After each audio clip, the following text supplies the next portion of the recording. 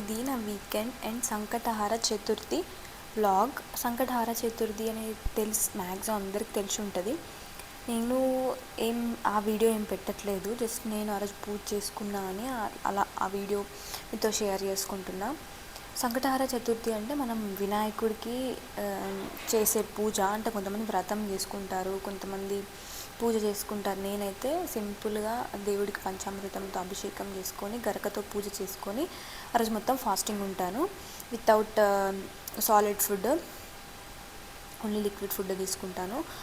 And ఆ రోజు వచ్చేసి ఇంకా మేము దోసకాయ పచ్చొక్కలు, ఎంతమందికి మన తెలంగాణ స్టైల్ వాళ్ళ దోసకాయ పచ్చొక్కలు తెలుసు. మా ఇంట్లో అయితే పిచ్చ ఫేవరెట్ దోసకాయ పచ్చొక్కలు. అండ్ ఎమ్మీగా ఉంటుంది.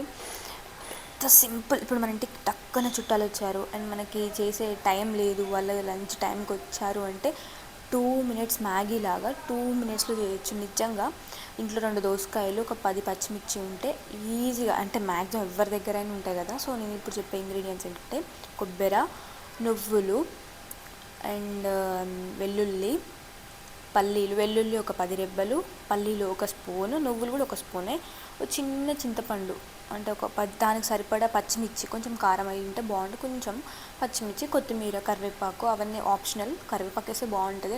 కొబ్బరి కూడా ఆప్షనల్. మా ఇంట్లో రోజు అవైలబుల్గా ఉంది కాబట్టి మేము వేసినాం. ఫస్ట్ మనం పల్లీలు రోస్ట్ చేసుకోవాలి అండ్ దూరగా రోస్ట్ చేసుకొని ఆ తర్వాత చిటపటలాడి నువ్వులు వేసుకోవాలి. నువ్వులు వేస్తే నాకు చాలా భయం, పొయ్యి మొత్తం ఆగం అవుతుంది. ప్లస్ అది అయిపోయిందేమో, అది వేయగానే ఎలా ఉంటుంది అంటే ఉబ్బుద్ది. మనం తీసే టయానికి చిటపట చూడండి. ఇప్పుడు అది ప్లీజ్ మీరు ఎలా చేస్తారు? కొంతమంది ఏం చేస్తారంటే కొంచెం వాటర్ డ్రాప్స్ వేస్తే ఇట్లా బయటికి చిల్లమంటారు, కానీ ఖచ్చితంగా చిల్లుతాను. నేను చాలాసార్లు ట్రై చేసిన. నేను పెద్ద ఫుడ్ ఎక్స్పర్ట్ షెఫ్ ఏం కాదు, ఏదో అప్పుడప్పుడు అట్లా చేస్తాను. ఇది కూడా పక్కన నుంచి మా అత్తయ్య చెప్తుంటే నేను చేస్తున్నా. అండ్ నేను అప్పుడప్పుడు చేస్తాను నేను కూడా, కాకపోతే ఏదో అట్లా ట్రై చేసిన. మనం కూడా నేర్చుకోవాలి కదండి, ఎన్ని రోజులు నేర్చుకోకుండా ఉంటాం. అండ్ పచ్చిమిర్చి దూరగా వేయించుకోవాలి, అట్లా టోస్ట్ చేసుకోవాలి. ఆయిల్లో టోస్ట్ చేసుకొని ఆ తర్వాత మిక్సీ పట్టాలి. ఎంతమందికి పచ్చడి నచ్చిద్ది, అంటే దోసకాయ పచ్చొక్కల పచ్చడి నచ్చిద్దో కామెంట్ బాక్స్లో కామెంట్ చేయండి. నాకైతే బాగా నచ్చింది. ఇందులో కొంతమంది ఏం చేస్తారంటే వంకాయ ఇంకా టమాటా అవన్నీ కొంచెం వేయించి అలా కూడా చేస్తారు. కాకపోతే అది ఆంధ్ర స్టైల్లో. కాకపోతే తెలంగాణలో ఏంటంటే అవన్నీ అసలు ఈ దోసకాయని ఏం రోస్ట్ చేయం, జస్ట్ నార్మల్గా పీల్ తీసి, పీల్తో కూడా కట్ చేసుకోవచ్చు. పీల్ తీస్తే మంచిగా క్రంచిగా తినబుద్ధి అవుతాయి, అంటే బాగుంటాయి అనేసి తీసినాం మేము. మన ఇష్టం, అది ఆప్షనల్. అలా వేగాక తర్వాత అవి ఒక మిక్సీ జార్లో తీసుకోవాలి. ఈ ప్రాసెస్ మొత్తం చూస్తే ఆల్రెడీ మేము చూసినాక మాకు ఎందుకు చెప్తారు అనుకుంటారా? లేదండి, ఇది మా స్టైల్. అంటే మ్యాక్సిమం అందరూ చేస్తారు, బట్ నా స్టైల్లో నేను ఎలా చేస్తానో చూపిస్తాను. సో మిక్సీ జార్లో అవన్నీ పచ్చిమిర్చి, చింతపండు, వెల్లుల్లి, ఉప్పు, కొబ్బరి మిక్సీ పట్టాలి. మిక్సీ పట్టినాక మళ్ళీ కొంచెం మంచిగా ఏంటంటే పేస్ట్ లాగా మిక్సీ పట్టి, ఆ మిక్సీ పట్టిన దాంట్లోనే మనం దోసకాయలు వేసుకోవాలి. మనం మిక్సీ పట్టినాం కదా, అందులో మాకు చిన్న దాంట్లో ఇరుకైపోయిన అనిపించింది, పెద్ద దాంట్లో మేము షిఫ్ట్ చేసి దోసకాయలు అట్లా 2 దోసకాయలు అన్నీ వేసుకొని అట్లా 2 సార్లు ఇట్లా మనం మిక్స్ చేసుకొని ఎమ్మటే ఎంత పచ్చిగా అంటే కొంచెం పీసెస్ లాగా ఉంటే చాలు, మరీ మెత్తగా అవ్వాల్సిన అవసరం లేదు. పీసెస్ అయ్యేలాగా ఉంటే బాగుంటుంది, తినేటప్పుడు పండ్లకి తగిలి బాగుంటుంది. మళ్ళీ అదే బాండీలో కొంచెం ఒక 1.5 స్పూన్ లేదంటే స్పూన్ ఆయిల్ వేసుకొని కొంచెం ఫస్ట్ వేడెక్కినాక ఆగాలి. ఏం ఆలోచించాలి అంటే జీలకర్ర గురించి ఆలోచించాలి. జీలకర్ర వేసినాక అండ్ ఆవాలు వేసాక ఎండుమిర్చి ఉంటాయి కదా, ఎండుమిర్చి వేసి అది కొంచెం బ్రౌన్ కలర్లో వచ్చేదాకా 1 2 3 4 5 6 7 8 9 10 లెక్క పెట్టాలి. అయినాక పటపటలాడే కరివేపాకు వేయాలి. కరివేపాకు వేస్తే పొయ్యి ఆగం, అంతా ఆగం. కరివేపాకు వేసాక అండ్ టేస్టే వేరుంటుంది కదా. ఆ కరివేపాకు వేసినాక పసుపు వేయాలి. పసుపు వేసాక ఇప్పుడు మనం ముందుగా సిద్ధం చేసుకున్న మిక్సీ జార్లో ఆ పేస్ట్ మొత్తం అందులో వేసేసి కలిపేసి స్టవ్ ఆఫ్ చేయాలి. కలిపేసి ఒక మంచి బౌల్లో తీసుకొని గార్నిష్ కోసం కొరియాండర్ వేసేసి చూడాలి. ఇదే పచ్చొక్కల పచ్చడి.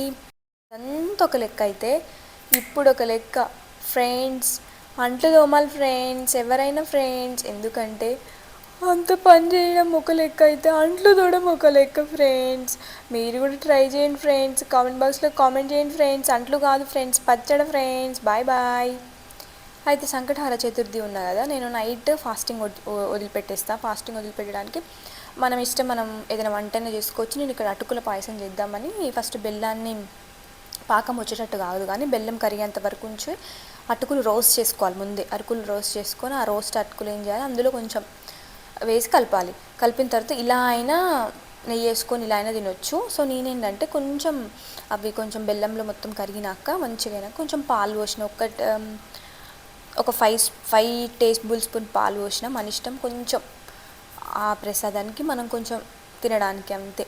ఎందుకంటే నైట్ కదా, అప్పుడు మ్యాక్సిమం ఎవ్వరు స్వీట్ తినరు. సో దేవుడికి అలా పెట్టి మేమేం చేస్తామంటే ఆకాశానికి పెట్టి, కుక్కలు ఏమైనా ఉంటే కుక్కలకు పెట్టి ఆకాశానికి పెట్టి చంద్రుడు వచ్చేదాకా వెయిట్ చేస్తాను నేను. చంద్రుడు వచ్చినాక తింటా. ఒకవేళ చంద్రుడు కనిపించకపోతే సూర్యభగవానుడు అంటునేది, నేను ఎటెటో ఆలోచిస్తున్నా కదా, కాదండి, శివుడు ఉంటాడు కదా, శివుడి పైన చందమామ ఉంటుంది కదా, ఆ చందమామను చూసి దండం పెట్టుకొని ఫస్ట్ దేవుడి దగ్గరది మనం తిని ఆ తర్వాత మనం వండుకున్నది ఏదైనా తినొచ్చు. ఒకవేళ వండుకోలేదు అని అంటే మనం చపాతి ఆర్ దోశ ఏదైనా చేసుకోవచ్చు. ఎందుకంటే దేవుడికి ఆల్రెడీ మనం ప్రసాదం చేసాం కాబట్టి. అదైతే నేను అలా చేస్తాను. ఎవరి ఇష్టం వచ్చినట్టు వాళ్ళు చేసుకోవచ్చు. కొంతమంది అయితే ఫుల్ ఫాస్టింగ్ ఉంటారు, కొంతమంది హాఫ్ ఫాస్టింగ్ ఉంటారు, కొంతమంది వ్రతం చేసుకుంటారు. నాకైతే వ్రతం అంత అవైలబుల్ ఉండదు కాబట్టి ఇలా సింపుల్ అండ్ స్వీట్గా నేను ఆ రోజు సంకటహార చతుర్థి 1 మంత్కి ఒక్కరోజు వస్తుంది, ఆ రోజు ఇలా ఉంటా. ఇది నా ఈ సంకటహార చతుర్థి వ్లాగ్. ఇంకా ఆ రోజు నైట్ అయితే ఇంకా విడిచింది కాబట్టి నైట్ కూడా దేవుడి దగ్గర పూజ పెట్టుకుంటా, అంటే దీపం పెట్టుకుంటా, పూజ కాదు దీపం పెట్టుకుంటా. ఎంత బాగుంటుంది కదా ఆ రోజు. నాకైతే వినాయకుని అలా గరకతో పూజ చేస్తుంటే చాలా బాగా అనిపిస్తుంది. అంటే ఒక కలర్ఫుల్ ఆ గ్రాస్, అంటే పచ్చదనం అంటారు కదా, ఆ దీపం పెట్టగానే బ్రైట్నెస్ అనేది మంచిగా అనిపిస్తుంది. అసలు నాకు బాగా ఇష్టం. మార్నింగ్ పూజ చేయడం ఒక లెక్క అయితే నైట్ పూజ చేసి ఏదన్నా సాంబ్రాణి పొగేసి ఇంట్లో ఎంత బాగుంటుందో, నాకైతే చాలా నచ్చింది. ఏంటిరా దీని గోల ఎప్పుడు దేవుళ్ళ గురించి చూపిస్తుంది, దేవుళ్ళ పూజ చూపిస్తుంది అనుకోకండి.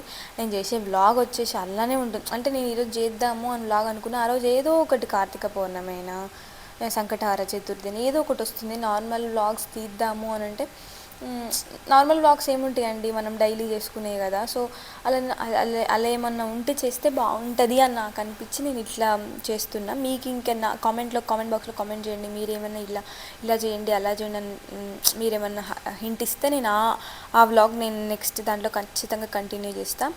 లాస్ట్ ఫైనల్గా నేను హారతి ఇచ్చేసి సాంబ్రాణి కూడా పెట్టేస్తాను దేవుడికి. చూడండి వినాయకుడు ఎంత బాగుంటాడు, ఒత్తి దండతో ఎంత అందంగా ఉన్నాడు కదా. ఇదంతా ఇది కూడా మా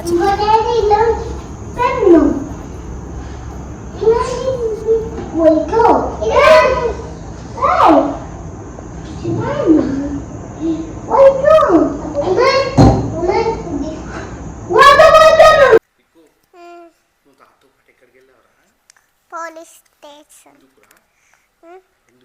అమ్మ పేరు చెప్తారా?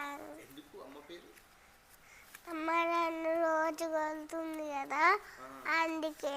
ఏమని చెప్పావు మరి? ఏమని చెప్పా పోలీసు వాళ్ళకి? ఏం చెప్పలే, ఓన్లీ స్కూల్ పేరే చెప్పా. పోలీసు వాళ్ళు ఏమన్నారు? ఏమన్నా జైల్లో కూడా వేయలే. రేపు తీసుకుపోయి ఏపీఎం నేను జైల్లో? వద్దు. ఎందుకు? లేకపోతే నేను కూడా తీసుకొస్తాను. నన్ను ఎందుకు తీసుకొస్తారా? నువ్వు అంట మా పేర్లు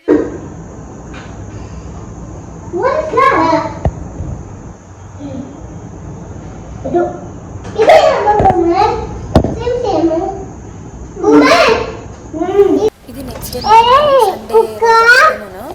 అసలు మీ పిల్లలు అయితే అదొక సాప్ వేసుకుంటుంది, టాయ్స్ వేసుకుంటుంది, పాప అంటుంది, ఆమె బుక్స్తోనే ఆమె ఆడుకుంటుంది. అసలు గోల ఉంటుంది, హవా చేస్తుంది అనమాట. డిస్టర్బ్ చేయకుండా నేను ఆడుతున్నా ఉంటుంది. చూడండి ఇప్పుడు మీరు కూడా ఆమె వాయిస్లో వినండి ఎట్లా.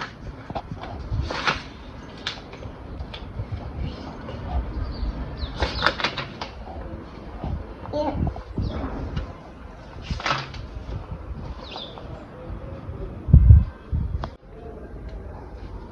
bam bakam bam.